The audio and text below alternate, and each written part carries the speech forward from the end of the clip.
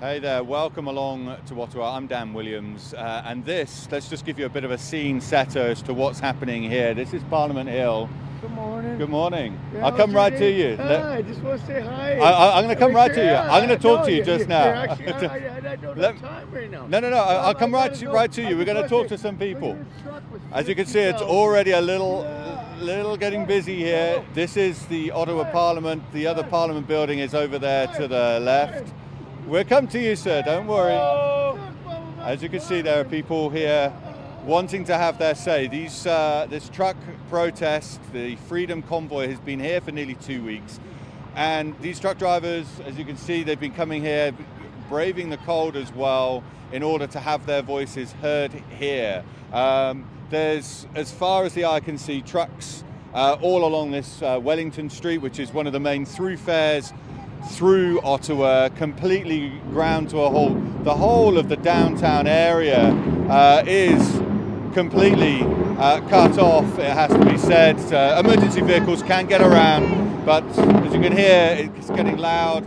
The truck's revving his engine, making sure that the politicians on the other side of that barrier can hear what's going on out here. But they've been here, waking up yet again, another morning here in Ottawa, waking up to yet another day of protest. And it has to be said that this is a protest that has gone beyond just truck drivers. There's a lot of other people coming here also to join in that are not truck drivers per se, but very much wanting to also have their say to show their support to this protest. And I'll bring one person in here now, if that's okay. Hi, just introduce yourself there. Hi, I'm Kim Burley from Thunder Bay. That's 18 hours from Ottawa, or 22 hours from Ottawa. So you flew in here. You obviously didn't drive your truck here, but you flew in. Just tell us a bit about what brought you here. Why are you here? I know a lot of people who are nurses that have lost their jobs after working 2 years because they refuse to take the vaccine. Just they don't feel comfortable with it. They've seen too many things in the hospital. There seems to be more people in our hospitals now vaccinated than unvaccinated. My daughter's in healthcare. She was forced to take the jab or lose her job. She has children to support. She's now diagnosed with heart issues. It's very stressful. Right. In terms of how can, obviously you've got like a slightly different point, but it's a similar point against mandates and other things. It seems as though there's a big difference between what the Canadian government is saying needs to happen and what people here in the Freedom Convoy. Where does this end? How does this end? You know what? They need to drop the mandates. You tell me, why is it fair that these truckers have worked for 2 years bringing goods across the border, but now all of a sudden the government says, you know what? You need to get vaccinated or you lose your job.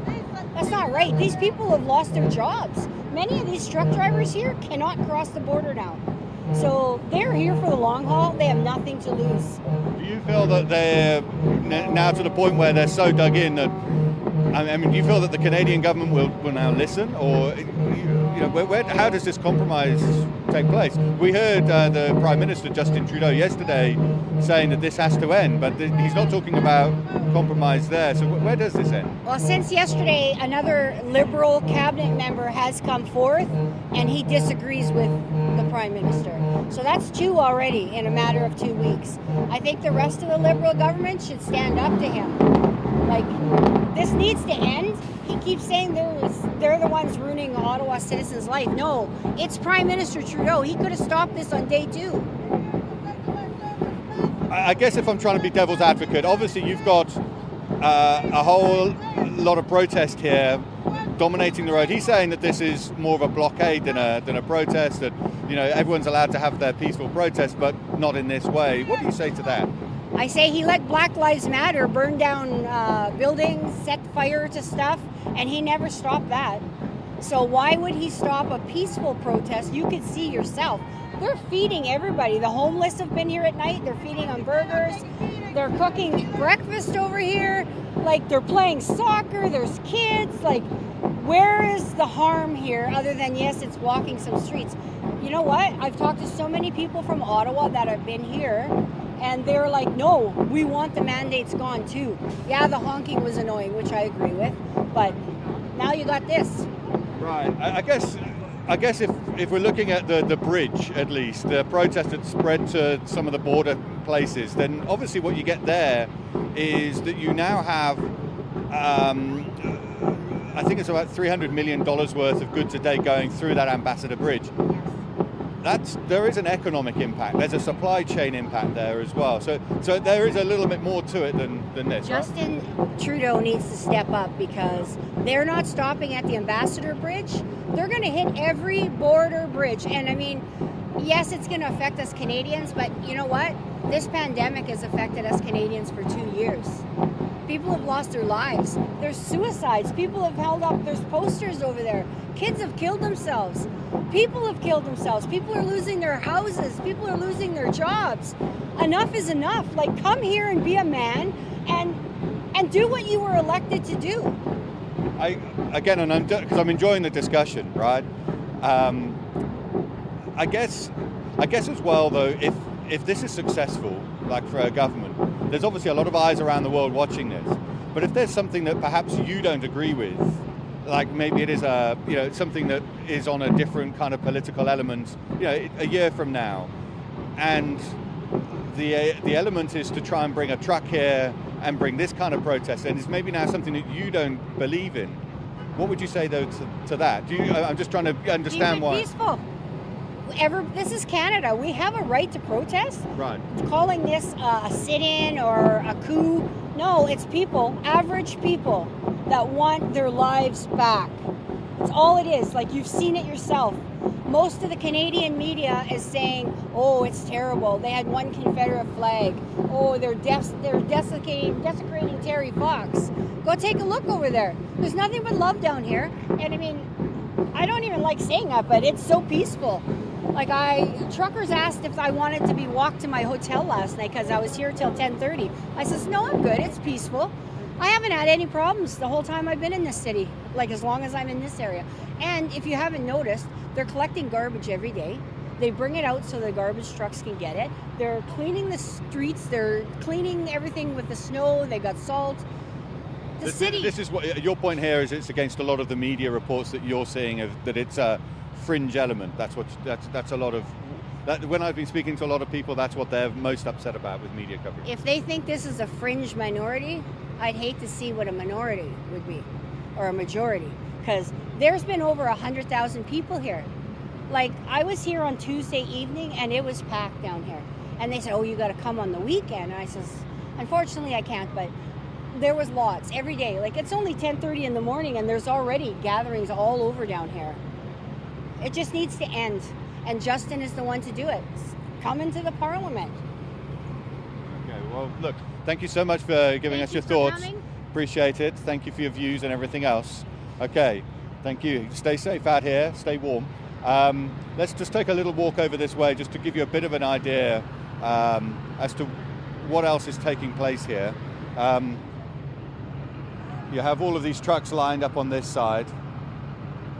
As I say, this is Wellington Street. You can see this area around here. This is the main kind of staging area. They raise this Canadian flag here 9 o'clock in the morning.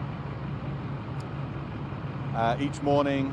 At 12 o'clock we were here yesterday. We played again the national anthem. You can see some people over there playing football. The other end of the street we saw people playing ice hockey. This is the stage area here, right in front of the Parliament buildings, as you can see. This truck here has been parked here. It's allowed for people to come and write messages. We won't focus in on too many of those because there might be some swear words, as you can imagine, in there. We can't help too much of that, but we will try and keep some of those out of the view as much as possible. And let's just kind of take you a little walk over this way just to see the different elements here. We won't focus in on any of the signs over there in front of the Parliament building, but you can see that there's lots of messages left there. You can see all of these petrol cans here. That's been one of the key elements, is the food and the petrol, the fuel that's been put aside to ensure that the truck drivers stay warm. You can see here this whole road, this whole area here has been completely overtaken here by all of these different trucks. As this one begins again, another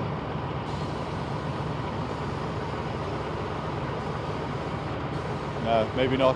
Thought he was going to start revving his engine again. It's a bit of a show, as you can imagine.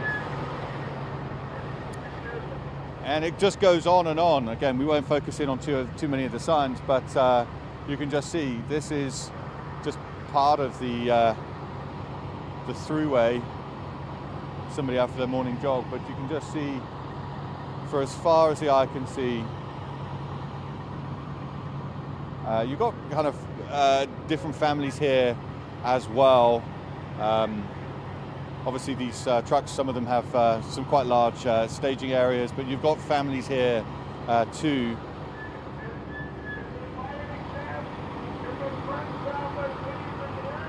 And I guess one thing to also remember is that this is obviously the focal point, the key area of the protest. But on top of that, you also have similar protests now taking place in other areas of Canada. We spoke with the lady there about the protest that's taking place on the Detroit-Windsor Bridge. That's one of the Ambassador Bridge, the main thoroughfare. But other bridges as well connecting the US and Canada have also experienced long delays as well. Now, just the Ambassador Bridge alone, daily, according to reports, some $300 million worth of goods crosses back and forth on that bridge. So a serious delay there for a period of time. And remember, the protest started on Monday. On Tuesday, there were reports that that bridge had been cleared. And then further blockades again.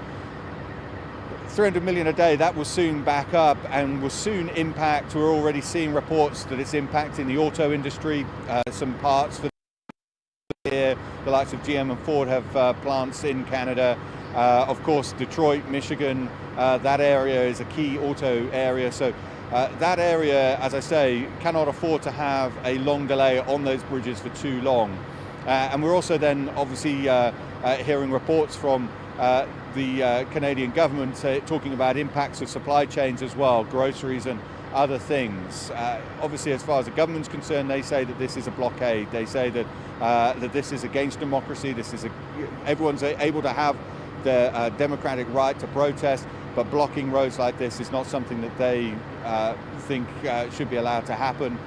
So that's very much that view. We're seeing so much of a different view out here, though, and it just really begs a question as to how does this end, because here we are, these truckers are not kind of backing down anytime soon, and these trucks cannot just be easily picked up and taken away. We're hearing reports that hundreds more arrived today as well. This is something that seems to be mushrooming, and by using physical force against either the truck drivers or the trucks itself in order to remove them could also then further spiral things out of control. Other countries are taking note. They're watching this as well. There's no doubt about that. We've seen similar protests in France, in Australia, in New Zealand, and in March in the US, we're expecting a similar kind of convoy to go from California all the way up to Washington, D.C. So this is something that will be watched very closely indeed. It does also, as I was saying to the lady, begs the question, though, that if all it takes is to just bring trucks to stop capital cities from operating, what's it then? If it's something that you don't necessarily believe in, does this then become a tactic for all protests going forward? So this is something that will be watched for all sorts of different ramifications going forward. So that's really the end of our broadcast. I hope you've enjoyed watching that. This is something that, it's a protest like no other. I think it's fair to say. Certainly, it's something that I've not experienced before. We've been here for a couple of days. We're going to still be here for a couple more days as well. There's more people waking up here in Canada, ready to join in this protest again today. We wait to see what happens, how these two sides perhaps can come together, find a solution, find a compromise in order to bring this protest to an end. And how that happens, we wait to see. Thank you very much for watching.